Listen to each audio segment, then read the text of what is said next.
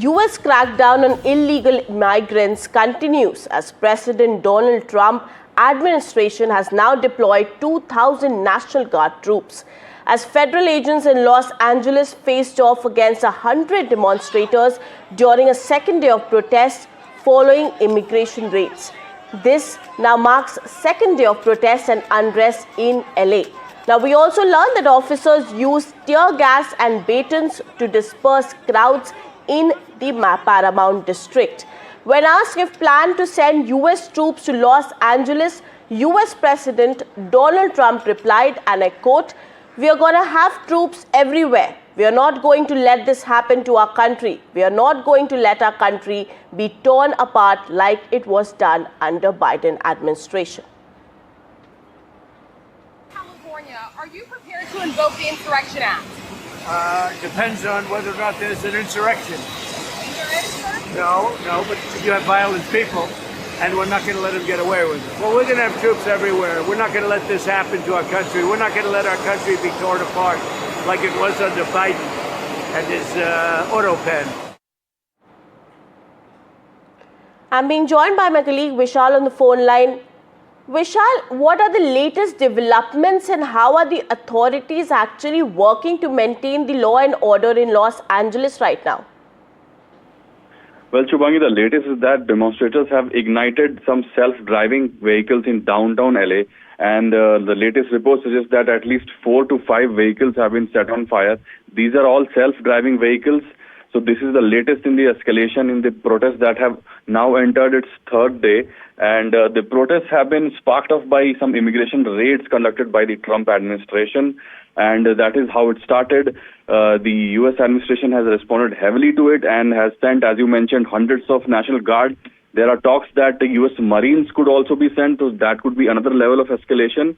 The governor of California has already said that it's an unlawful thing that the Trump administration has done. So all of that has been happening. The protests are escalating as we speak. The situation seems quite tense. As I mentioned, there have been vehicles burnt.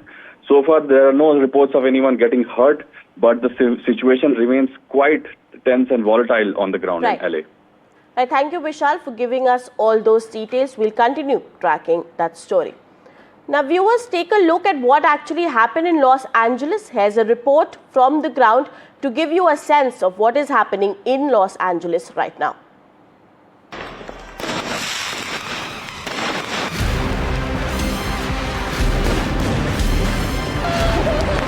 We see you for what you are, a terrorist organization. Out of Paramount.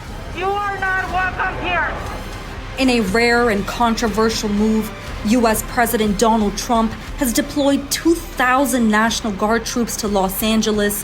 The mission, stamp out unrest triggered by sweeping immigration raids.